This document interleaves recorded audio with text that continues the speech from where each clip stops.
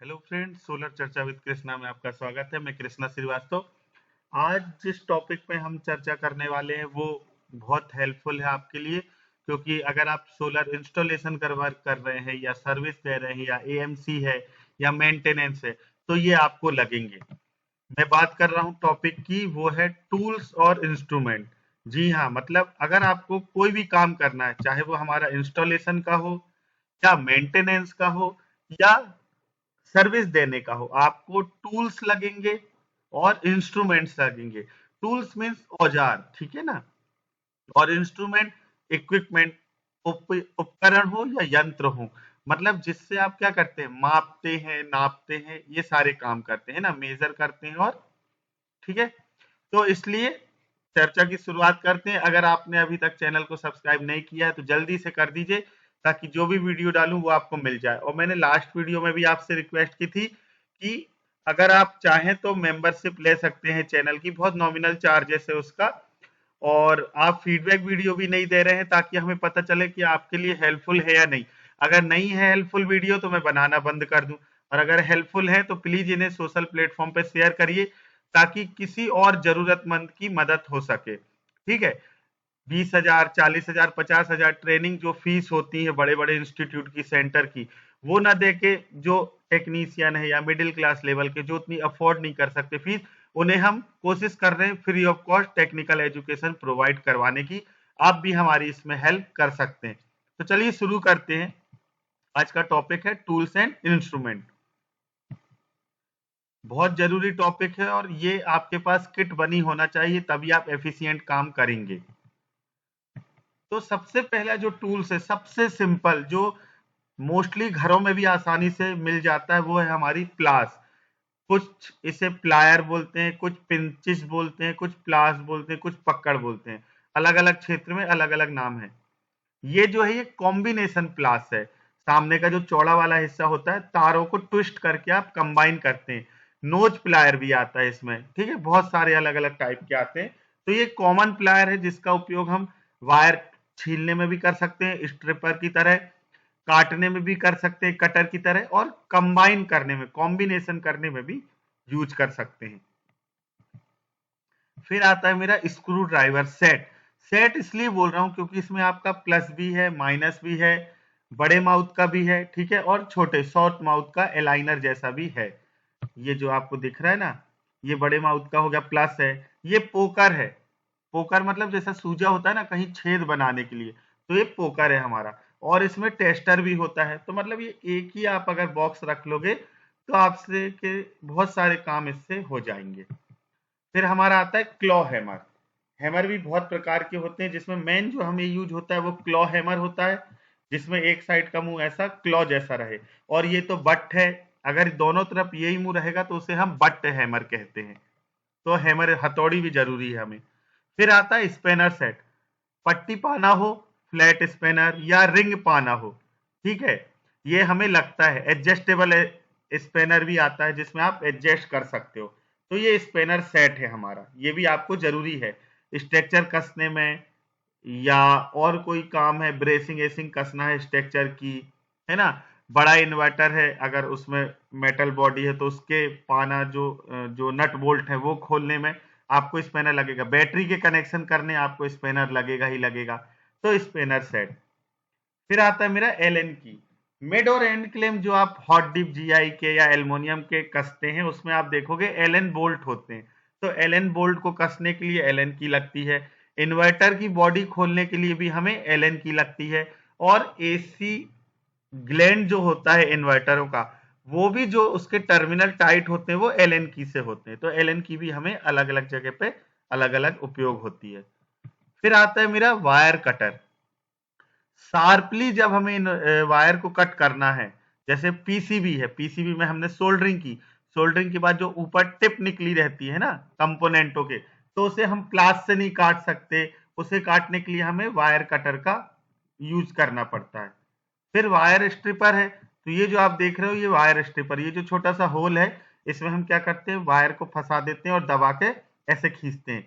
दबा के जब खींचते हैं तो जो ऊपर का इंसुलेशन है उसका, वो निकल जाएगा, और अंदर का कॉपर कॉपर कंडक्टर हमें आसानी से मिल जाएगा। प्लास से भी छील सकते हैं, लेकिन कई बार प्लास थोड़ी ज्यादा दबा देने से क्या होता है, हमारा वायर कट जाता है। तो ऐसे काटते काटते पता चला छोटा हो गया वायर, तो हमें वायर स्ट्रिपर का उपयोग करना चाहिए। फिर मेरा आता है रेचेट। ये भी एक प्रकार का पाना है, लेकिन इसमें फायदा क्या है, आप इसे सेट कर सकते हैं क्लॉकवाइज और एंटी क्लॉकवाइज। एक बार सेट करने के बाद जब इसे घुमाते हैं तो जल्दी जल्दी घूमता है, हमें बोल्ट में से बार बार, ये जो इसकी गोटी बोलते हैं इसे, तो इसे निकालना नहीं पड़ता। ठीक है, एक ही बार लगा के हम ऐसे घुमाते जाएंगे और वो घूम जाएगा। फिर है मेरा मेजरिंग टेप। साइट विजिट की बात हो या स्ट्रक्चर लगाना हो, हमें मेजरिंग टेप की जरूरत पड़ती ही पड़ती है। बिना टेप के आप मेजरमेंट नहीं ले सकते दो पॉइंट के बीच में। फिर आता है मेरा टी स्पेनर, लोकल भाषा में इसे टामी बोलते हैं। ये भी इसी प्रकार की गोटियां लगी रहती हैं, बस ये फिक्स रहती है, ये एडजस्टेबल नहीं है, ये फिक्स है, ये फिक्स है। ठीक है, तो ये टी स्पेनर है। फिर ये जो चीज है ना, ये बहुत हेल्पफुल है, लेकिन मोस्टली सोलर वालों के पास ये रखते नहीं है, वो MC4 कनेक्टर स्पेनर। जब हमें MC4 कनेक्टर खोलना होता है, ठीक है, तो हम इसका उपयोग करते हैं। ये जो दिख रहा है आपको, इससे हम जो हमारा MC4 कनेक्टर है उसमें ऐसे फंसा के जब दबाएंगे तो वो खुल जाएंगे दोनों, मेल फीमेल।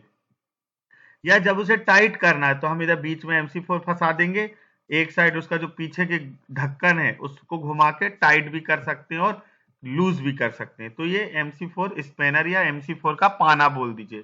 ठीक है, फिर आता है मेरा, जब हम इंस्टॉलेशन करते हैं तो ये हमें लगते ही लगते हैं टूल्स। इंक्लिनोमीटर, एंगल देखने के लिए, प्रॉपर टिल्ट एंगल है या नहीं, टीन सेट में है तो कितना एंगल है, ये एंगल देखने के लिए। कंपास है हमारा साउथ डायरेक्शन देखने के लिए।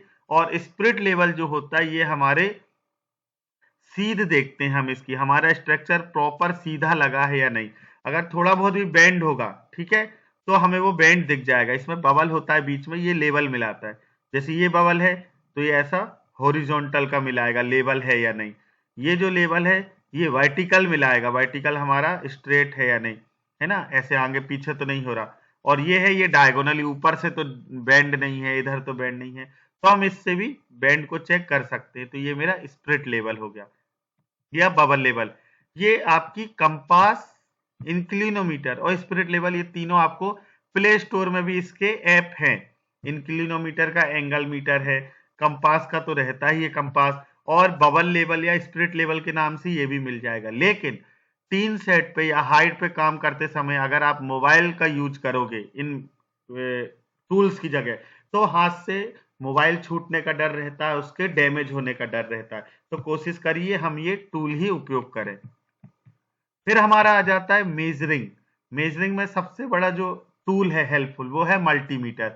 आप वोल्टेज मेजर कर सकते हैं AC/DC, आप करंट मेजर कर सकते हैं AC/DC, रेजिस्टेंस मेजर कर सकते हैं, कंटिन्यूटी चेक कर सकते हैं, है ना। तो बहुत सारे यूज है मल्टीमीटर के।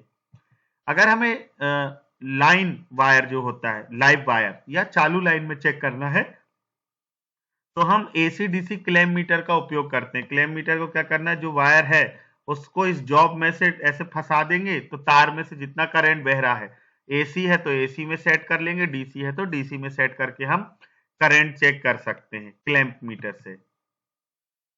फिर आता है मेरा फेज टेस्टर। लाइन में फेज है या नहीं, इसे चेक करने के लिए हम फेज टेस्टर का उपयोग करते हैं। इसे नियॉन टेस्टर भी कहते हैं, क्योंकि इसमें जो बल्ब उपयोग होता है वो नियॉन बल्ब होता है। ठीक, फिर आ जाता है मेरा अर्थ टेस्टर। अर्थिंग, अर्थ पिट हमारा प्रॉपर बना है या नहीं, उसकी प्रॉपर वैल्यू ओम में आ रही है नहीं, उसे हम अर्थ टेस्टर से मेजर करते हैं। जो बड़े मेगर आते हैं, है ना, मेगर भी इसी प्रकार का होता है। उसमें क्या करता है, ऐसे घुमाना पड़ता है एक फिक्स RPM पे, तब उसमें रीडिंग आती है। इंसुलेशन टेस्टर भी वैसा ही होता है। मल्टीमीटर से आप कंटिन्यूटी और इंसुलेशन, इंसुलेशन तो नहीं सॉरी, कंटिन्यूटी टेस्ट कर सकते हैं, है ना। अर्थ टेस्टर है तो इसमें ये अलग अलग तार होते हैं, ये दो, आप इन्हें आइडल इलेक्ट्रोड बोल सकते हो। इन्हें वी शेप में 10-10 मीटर पे ठोक के गड़ा देते हैं जमीन में, और फिर इसके कंपेयर में हमारा जो इलेक्ट्रोड बना है उसे कंपेयर करते हैं, है ना, उसका वैल्यू कितनी आ रही है इस मीटर से। ये बटन दबाएंगे तो इसमें रेजिस्टेंस की वैल्यू आ जाती है। तो ये अर्थ टेस्टर है हमारा। फिर हमारा आता है बैटरी टेस्टर। एक बैटरी में प्रॉपर कैपेसिटी है या नहीं, वो फुल चार्ज और डिस्चार्ज हो या हो रही है या नहीं, उसे हम इस बैटरी टेस्टर से चेक कर सकते हैं। कुछ नहीं करना है, पॉजिटिव पे इसे लगा देते हैं और इसे लगा के नहीं रखना है, ऐसे झटके से लगाएंगे तो जो पावर है हमारी बैटरी में, जो पूरी एनर्जी है, एक बार में वो करंट इसमें से होके गुजरेगा। तो ये तार गर्म भी हो जाते हैं, इसलिए ज्यादा देर नहीं लगाना है। तो हम क्या करेंगे, इसे लगाएंगे तो ये मीटर इधर दिखा देगा डिफ्लेक्ट होकर कि हमारी बैटरी 70% है कि 60% है कि 50% है। इसमें अलग अलग एएच के लिए मीटर बना है, 60 एच, 100 एच, 150 एच, 200 एच, ऐसा रहता है। फिर आता है मेरा हाइड्रोमीटर या ग्रेविटी मीटर। बैटरी में प्रॉपर चार्जिंग और डिस्चार्जिंग हमें मिल रही है नहीं, उसका जो डिस्टिल वाटर है वो प्रॉपर चार्ज है या नहीं, कॉन्सेंट्रेट है या नहीं, उसे हम हाइड्रोमीटर से चेक करते हैं। इसके अंदर ऐसे एक लेवल बना रहता है, इंडिकेशन होते हैं उसमें अलग अलग, और इसकी टेबल होती है, वो आपको गूगल से मिल जाएगी, तो आप उसे डाउनलोड कर लीजिए और इसे चेक करिए। बैटरी जो है पानी वाली, उसमें इसको डालिए, ये वाला जो हमारा मीटर है, इधर से पानी इसमें आ जाएगा ड्रॉप जैसा, और फिर जैसे ही इसे हम ऐसे पकड़ेंगे तो ये पारा है, पारा ऊपर जाके इसमें एक लेवल पे पानी पे आ जाएगा। वो रीडिंग हमें मैच कर लेना है उस जो हमने टेबल डाउनलोड की है, तो वो हो जाएगा। ठीक है, तो ये हमारा हाइड्रोमीटर हो गया। अब आता है मेरा कटिंग के लिए और ड्रिल के लिए। तो अगर मुझे आरसीसी में छेद करना है, जैसे कॉलम है, सीलिंग है, रूफ है, वॉल है, तो इसमें मैं इलेक्ट्रिक हैमर मशीन का उपयोग करूंगा। ठीक है, क्योंकि इसमें वाइब्रेशन होता है, फॉरवर्ड रिवर्स दोनों मोड में ये चल जाती है। लेकिन अगर मुझे मेटल में छेद करना है या प्लाई में, लकड़ी में छेद करना है, तो मैं वहां ड्रिल मशीन का उपयोग करूंगा। ये भी फॉरवर्ड और रिवर्स दोनों मोड में चलती है। ठीक है, इनकी बिटें भी अलग अलग होती है। जिस बिट में यहां सामने ऐसा कौन जैसा बना रहेगा, ठीक है, चपटा, वो मेरी हैमर मशीन की बिट होगी। और जिसमें यहाँ एज बनी हुई, कटिंग, ऐसी कटिंग गोल बनी हुई दिखेगी, तो वो मेरी ड्रिल मशीन की बिट होगी। ये भी मेरी ड्रिल मशीन की बिट है ना, गोल बनाने के लिए 1 इंची है, 25 mm, अलग अलग साइज की आती है ये।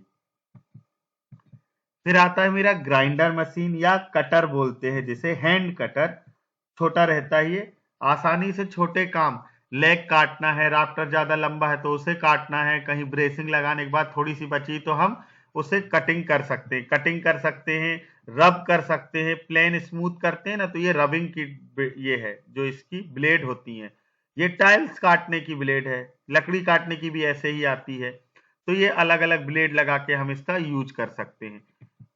जब हम स्ट्रक्चर ज्यादा काटना होता है तो छोटी मशीन का उपयोग नहीं करते, है ना, एक तो हाथ भी दर्द देने लगेगा, दूसरा ब्लेड भी ज्यादा घिसेंगी और गर्म भी होगी मशीन, तो फिर हम वहां बड़ा कटर यूज करते हैं। सीधे यहाँ पास रखते हैं पीस को और इसे दबाएंगे तो ये कट जाएगी, है ना, छोटी सी मोटर रहती है जिससे ये घूमता है, तो ये कटर है। जहां होल बनाना होते हैं तो या तो हम ड्रिल मशीन से बना सकते हैं, छोटा काम है। बड़ा काम जब है तो ये बड़ी वाली मशीन यूज करते हैं ड्रिल बनाने के लिए, तो ये ड्रिल मशीन हो गई। तो ये जो टूल्स हैं जो आपको इंस्टॉलेशन वर्क हो, मेंटेनेंस वर्क हो, एएमसी हो या आईएनसी हो, इसमें आपको बहुत ज्यादा हेल्पफुल होंगे। तो अगर ज्यादा काम आता है रेगुलर तो आप पूरे टूल्स खरीद सकते हैं, या जो मैंने शुरू में बताए थे बेसिक टूल्स, वो आप कर सकते हैं। प्लायर है, स्पेनर है, मल्टीमीटर है, स्क्रू ड्राइवर है, हैमर है छोटा, एक छोटी हैमर मशीन है। हैमर मशीन में ड्रिल और हैमर दोनों का भी ऑप्शन वाली आती है मशीन, आप वो खरीद लीजिए, तो एक ही मशीन में आपका दोनों काम हो जाएगा। तो उम्मीद करता हूं आज का वीडियो आपके लिए हेल्पफुल रहा होगा। फिर मिलेंगे हम एक नए टॉपिक के साथ, एक नए डिस्कशन के साथ, सोलर चर्चा विद कृष्णा में। तब तक के लिए मुझे इजाजत दीजिए, नमस्कार।